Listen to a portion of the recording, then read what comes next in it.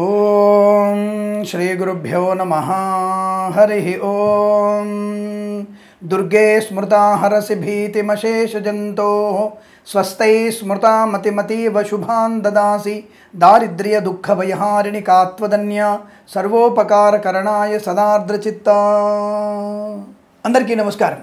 2024 జనవరి మాసంలో 12 రాసుల వారికి ఉన్నటువంటి ఫలితాలు తెలుసుకునే ముందు కొద్దిమంది అజ్ఞానులు అనుకున్నటువంటి సోది, చాలామంది ఉపయోగపడేటువంటి విషయాలు చెప్తున్నారు అనుకునేటువంటి వ్యక్తులకి మంచి ఉపదేశము, ఇన్ఫర్మేషన్. ముందుగా ఈ మాసంలో మనము ముందుగా ఉపోద్ఘాతం గురించి చెప్పుకోవాలంటే వివాహ సంబంధ ప్రక్రియ గురించి నేను చాలాసార్లు చెప్తూ ఉంటాను. తప్పకుండా మీ జన్మ జాతకాల్లో ఈ రాహు కేతువులు కానీ, అంటే శుక్రుడితో కానీ కుజుడితో కానీ కలిసి ఉన్నప్పుడు, రాహు కేతువు 2 గ్రహాలు ఒక దగ్గర కేతువు శుక్రుడు, ఒక దగ్గర రాహు కుజుడు, లేదా కేతువు శుక్రుడు రాహు కుజుడు ఇలా కలిసి ఉన్నప్పుడు వివాహ సంబంధ విషయాల్లో ఆటంకాలు ఎక్కువగా ఏర్పడుతున్నాయని నేను పరిశోధన ద్వారా తెలుసుకుని ఉన్నటువంటి విషయం మీకు చెప్పి ఉన్నాను. అలాగే ఈ మధ్య ఉన్నటువంటి ఒక రకమైన వయసు మీరిపోయిన తర్వాత పెళ్లి చేసుకోవాలన్నటువంటి తపన, ఇది మంచిది కాదు. ఖచ్చితంగా ఆడపిల్లకి 23 నుంచి 24 సంవత్సరాల మధ్యలో వివాహం చేయడమే మంచిది. ఆ సమయం దాటిపోతే వారికి విపరీతమైనటువంటి ఇబ్బందులు కలిగే అవకాశాలు ఉంటాయి. ముఖ్యంగా జాతక చక్రంలో ఎవరికైనా సరే ప్రతి 3 దశాంత దశల తర్వాత 4వది పాపదశ వస్తుంటుంది, ఖచ్చితంగా వస్తుంటుంది.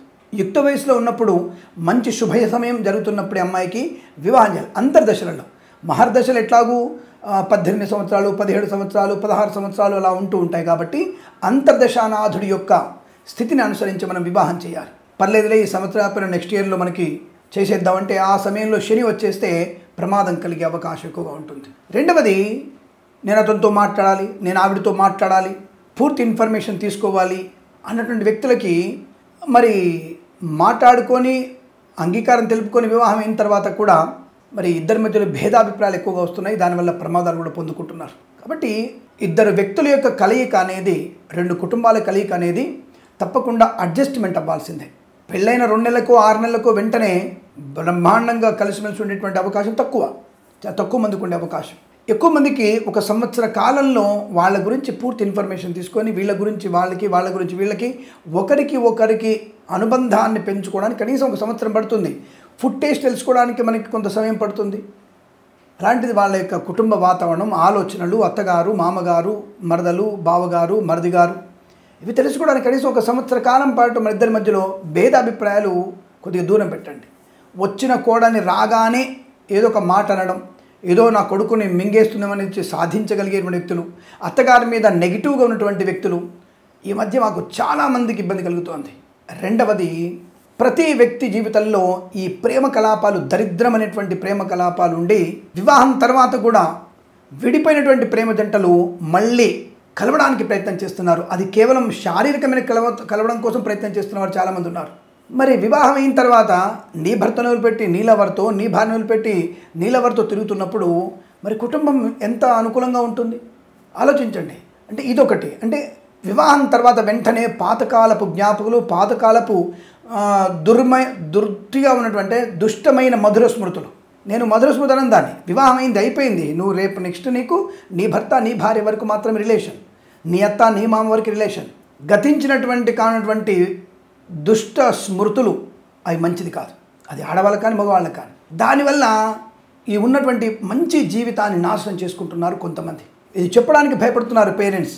అందుకే నాలాంటి వాళ్ళు చెప్తే అర్థం చేసుకునేటువంటి యూత్ మీకు భావన, అంటే మీ యొక్క యువతి యువకులకి ఒక మంచి భావన ఉందన్న విషయంతో నేను మీకు విషయం చెప్తున్నాను. గతకాలపు దుష్ట స్మృతులను వదిలేయండి.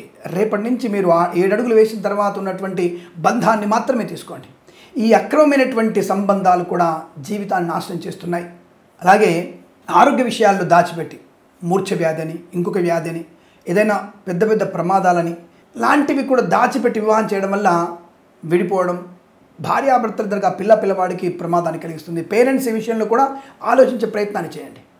అలాగే నేనేది ఊకదంపుడు ఉపన్యాసం ఇవ్వట్లేదు. ఇప్పుడు దాదాపుగా మనకి తెలంగాణ రాష్ట్రంలో 19,000 విడాకుల కేసులు పెండింగ్లో ఉన్నాయి. 19,000. ఆంధ్రాలో 21,000 కేసులు పెండింగ్లో ఉన్నాయి. ఇది కుటుంబ ఫ్యామిలీ కోర్టు సమస్యలు.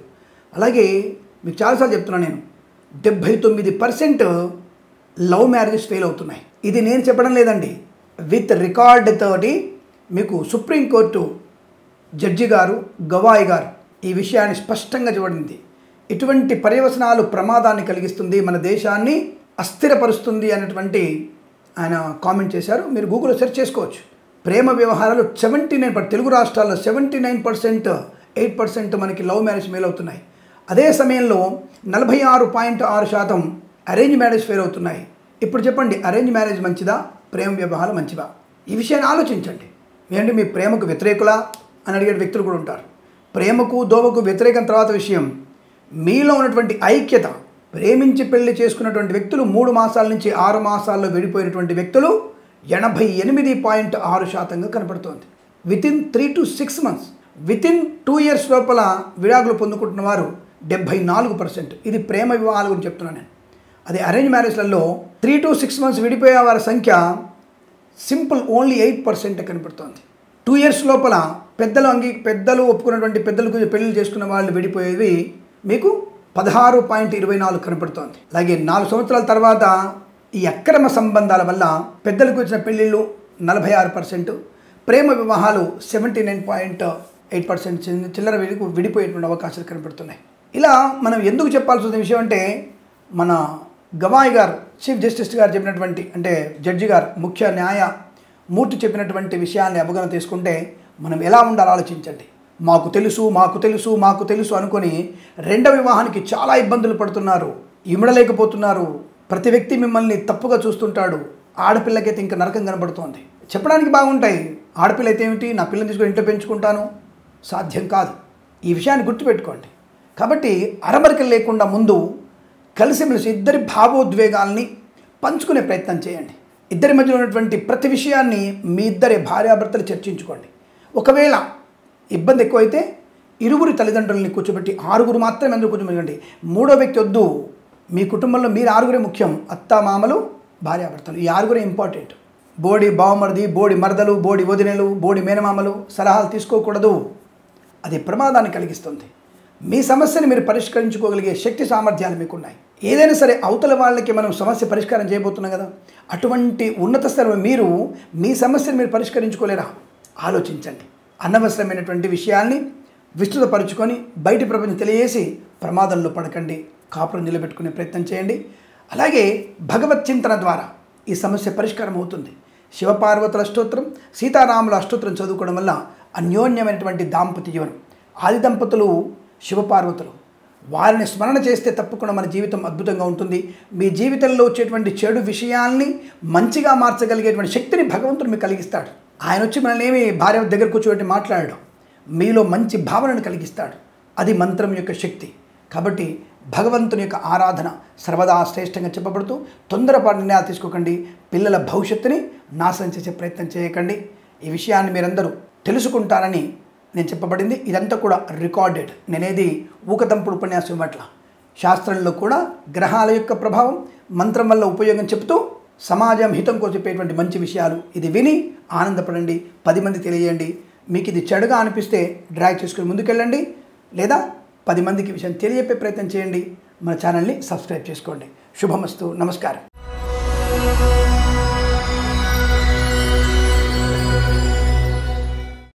అందరికీ నమస్కారం. ఈరోజు మనం 2024 జనవరి మాసంలో ధనుసు రాశి వారికి ఉన్నటువంటి ఫలితాలు ఏంటి?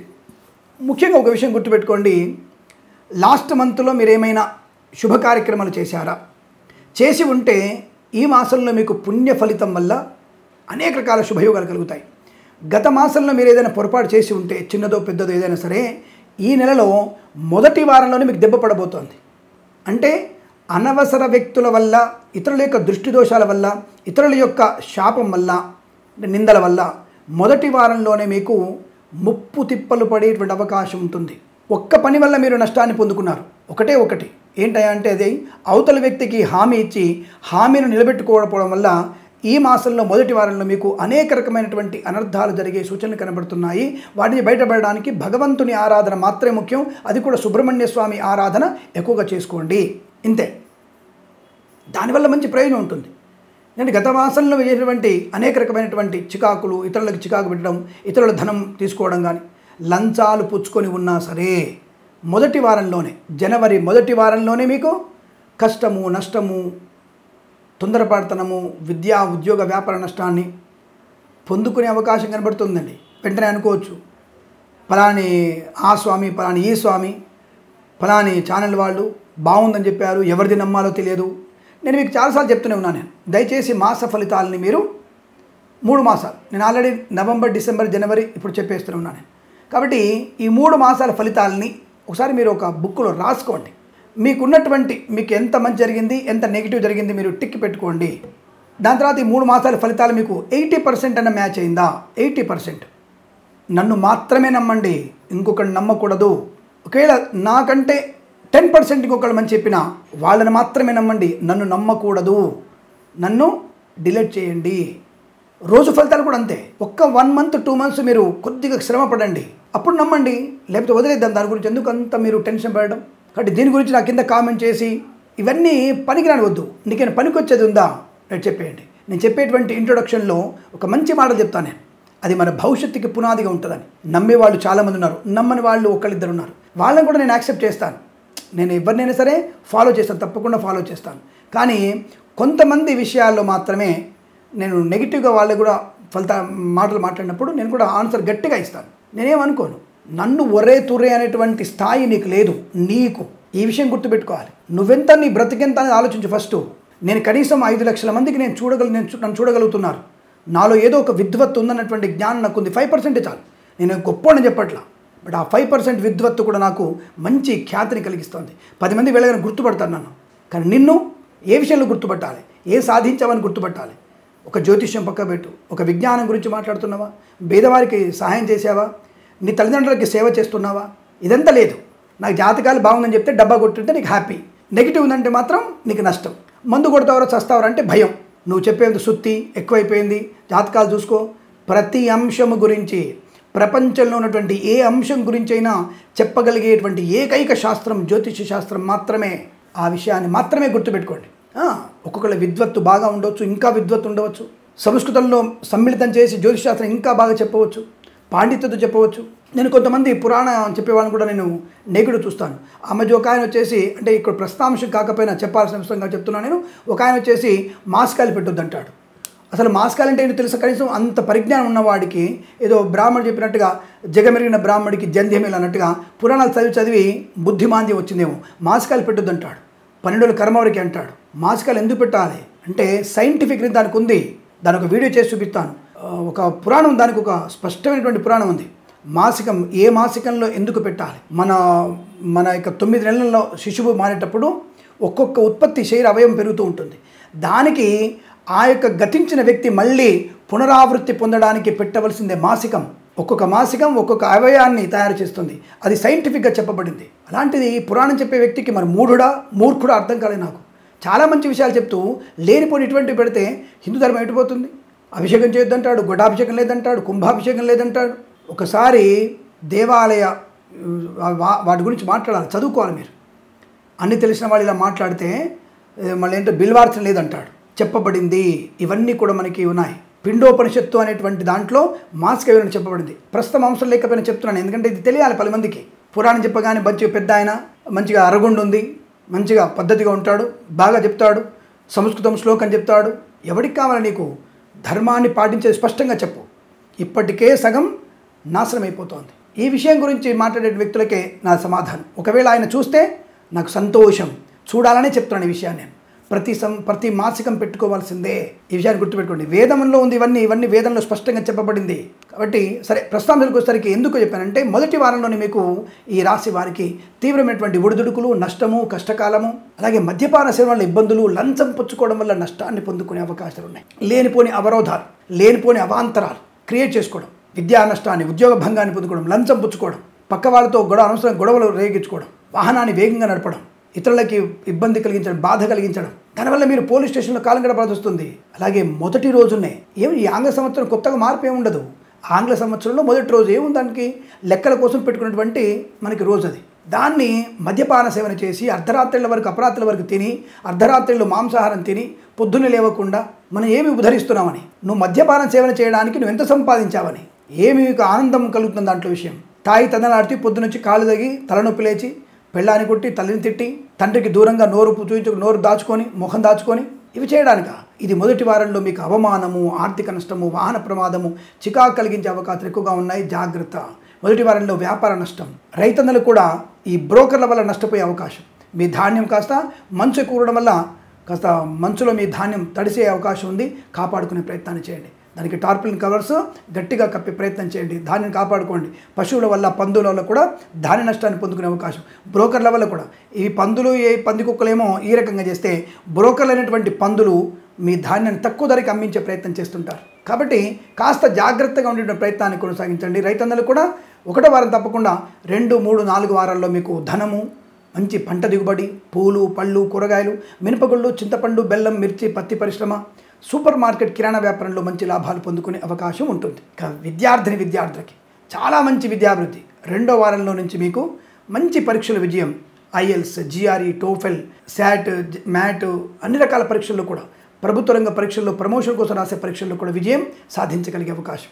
మధ్యవర్తిత్వం నుంచి బయటపడడం, చిట్ ఫండ్, ఫైనాన్స్ సంబంధ వ్యాపారంలో లాభాలు పొందుకోవడం, అలాగే ఉన్నత వ్యక్తులతో పరిచయం, భాగస్వామి వ్యాపారంతో కలిసి వచ్చిన అవకాశాలు, కళాకారులకి, క్రీడాకారులకి మంచి ఉపయోగాన్ని పడేటువంటి మంచి అభివృద్ధి. విదేశాల్లో కూడా కళా క్రీడా ప్రదర్శన ఏర్పాటు చేసుకునే అవకాశాలు. రాజకీయ రంగంలో కూడా అభివృద్ధి పొందుకోవచ్చు. మంచి పదవి లభించే అవకాశం, నామినేటెడ్ పోస్టులు లభించే అవకాశాలు ఉన్నాయి. అలాగే చిట్ ఫండ్, ఫైనాన్స్ వ్యాపారంలో లాభాలు పొందుకోవచ్చు. వ్యాయామ సంబంధ వ్యాపారంలో లాభాలు ఉన్నాయి. విద్యాలయ సంబంధ వ్యాపారంలో మంచి రెప్యుటేషన్ పొందుకోవచ్చు. అంటే ఉన్నటువంటి 100 విద్యాలయాల్లో మీ విద్యాలయానికి మంచి పేరు ప్రఖ్యాతులు పొందుకునే అవకాశం. విద్యార్థులు ఉన్నత స్థాయిలో విద్యావంతులై, ఉత్తీర్ణవంతులై మీ కళాశాలకి, పాఠశాలకి పేరు ప్రఖ్యాతి తెచ్చే అవకాశం కూడా కనపడుతోంది. అలాగే ఫార్మా, సిమెంటు, ఐరను, ఇటుకలు, ఇసుక, రాగి, ఇత్తడి, మైనింగ్, కన్స్ట్రక్షన్, రియల్ ఎస్టేట్, మద్యపానం, హోటల్ వ్యాపారంలో, ఈవెంట్ మేనేజ్మెంట్ వారికి, బోరుబావుతో వారికి, తోలు రెగ్జిన్ షూ పరిశ్రమలో కానీ, అలాగే ఆటోమొబైల్, ఎలక్ట్రికల్ వ్యాపారంలో, boutiques, beauty parlour, bamboo depot, బాణసంచి కర్మాగారం, టైల్స్, టైర్ల వ్యాపారం, ముద్రణాలు, గ్యాస్ వ్యాపారంలో 1వ వారం తప్ప మిగిలిన అన్ని వారాలు లాభం కనపడుతోంది. Share market, speculation, commodities, crypto currency, bitcoins, లాటరీలో చూడడం వల్ల మంచి ధనప్రాప్తి పొందుకోవచ్చు. 1వ వారంలో ఏమాత్రం పెట్టుబడులు పెట్టకండి. కొత్త సంవత్సరం చెప్పి హడావుడిగా మీరు నిర్ణయాలు తీసుకోకండి. ఎవరికి ధనాన్ని అప్పుగా ఇవ్వకండి. మీ వాహనం ఎవరికి ఇవ్వకండి. ఇతరుల వాహనం మీరు నడపకండి. అనవసరమైనటువంటి వ్యక్తుల యొక్క మాటలు నమ్మి పూచికత్తుగా సంతకాలు చేయకండి. 2, 3, 4 వారాల్లో ఖ్యాతి, గౌరవం, ఆనందం, ఐశ్వర్యం, విద్యా, ఉద్యోగ, వ్యాపార లాభాన్ని పొందుకునే అవకాశాలు ఉన్నాయి. పాడి పరిశ్రమ, పౌల్ట్రీ పరిశ్రమ లాభాలు, మత్స్యకారులకి మత్స్య సంపద, రుజలు, చేపల లాభం. మొదటి వారంలో ఈ జాలర్లో ఎట్టి పరిస్థితి సముద్రంలోకి వెళ్ళకండి, మంచిది కాదు. అలాగే పిల్లలు కూడా ఈ మధ్య చేపలు పడడానికి నదుల్లోకి వెళ్తూ ఉంటారు. ప్రమాదం జరిగే అవకాశం ఉంది. మీ పిల్లల్ని కాపాడుకునే ప్రయత్నాన్ని చేయండి. తొందరపాటు చర్యలు మంచివి కావు. ఇతరుల మీద నిందారోపణ కూడా మీకు నష్టాన్ని కలిగించే అవకాశం ఉంటుంది. సోషల్ మీడియా, శాటిలైట్ జర్నలిస్టుల వారికి, సీనియర్ సిటిజన్స్కి, మహిళా మండలికి కూడా అనుకూలవంతమైన శుభయోగాలే ఉన్నాయి. ఎల్ఐసి, మెడికల్, గృహ నిర్మాణ ఏజెంట్లకి, వైద్యులకి, వైద్య బృందాల వారికి, న్యాయవాదులకి, వేద పండితులు, పురోహితులు, బ్రాహ్మణత్వములు, కులవృత్తుల వారికి, జ్యోతిష్య పండితులకి ఆదరణ, ఆనందాది శుభయోగాల పరంపర. వస్తులాభం, వాహనయోగం, కుటుంబ సౌఖ్యం, కృత్రిమ, సహజమైన సత్సంతాన ప్రాప్తి, ఇంట్లో ఏదన్నా తప్పక మంచి వేడుక జరిగే అవకాశాలు, వివాహాది నిశ్చయ తాంబూలాదుల అనుకూలతలు, సంతానయోగం, పిల్లల విషయంలో గొప్ప పేరు ప్రఖ్యాతులు పొందుకోవడం, పిల్లల వల్ల మీకు వంశాభివృద్ధి పొందుకోవడం, పిల్లల వల్ల మీకు గౌరవం పొందుకునే అవకాశం, పిల్లలతో విదేశీయానం, పిల్లలతో తీర్థయాత్ర సేవను కూడా మీకు శుభాన్ని కలిగించబోతోంది. సువర్ణ వజ్రాభరణ ప్రాప్తి, స్వర్ణకార వ్యాపారస్తులకి లాభాలు పొందుకోవడం, ఇంట్లో ఏదన్నా వివాహ వేడుకలు జరగడం, షష్ఠి పూర్తి మహోత్సవాలు జరిగేటువంటి అవకాశం, ఇలా అనేక రకాల శుభయోగాల పరంపర పొందుకునే అవకాశాలు పుష్కలంగా ఉన్నాయి. లాటరీలో చూడడం వల్ల కూడా మంచి ధనప్రాప్తి పొందుకోవచ్చు. సినిమా రంగంలో మంచి లాభాలు.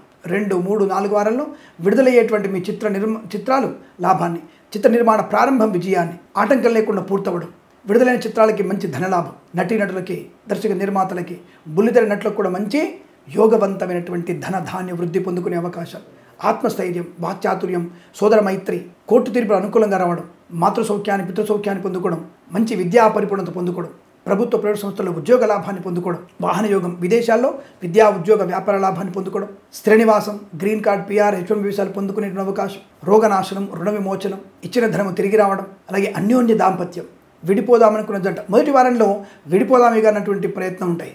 జాగ్రత్త. సీతారాముల అష్టోత్తరం కానీ, అలాగే మనకి భగవద్గీత పారాయణం 6 నుంచి 14 అధ్యాయాలు చదవండి. అలాగే శివపార్వతుల అష్టోత్తరం చదవండి. శివకళ్యాణం జరిపించండి, చాలా మంచి ప్రయోజనాన్ని పొందుకుంటారు. అదే 2, 3, 4 వారాల్లో విడిపోదామని జంట కూడా శాశ్వతంగా అన్యోన్య దాంపత్యులుగా ఉండగలిగేటువంటి అవకాశం కనబడుతోంది. కాబట్టి కొత్త ఓర్పు, మొదటి వారంలో ఓర్పు సహనంతో మీరు మంచి ప్రయోజనాన్ని పొందుకోగలిగే అవకాశాలు పుష్కలంగా ఉంటాయి. అలాగే ఉన్నతమైనటువంటి వ్యక్తుల వల్ల మంచి ప్రయోజనాన్ని, సుఖ సంతోషాలు పొందుకునే అవకాశం కూడా బలంగా కనబడుతోంది. ఈ మాసం ప్రతి మాసం కూడా మీకు ఆనందకరమైన సమస్త శుభయోగాల పరంపర కొనసాగాలని కోరుకుంటూ సర్వేజన సుఖినో భవంతు.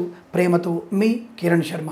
స్వస్తి ప్రజాభ్య పరిపాలయంతాం న్యాయేన మార్గేణ మహిం మహేషాః. గోబ్రాహ్మణేభ్యః శుభమస్తు నిత్యం. లోకా సమస్తా సుఖినో భవంతు.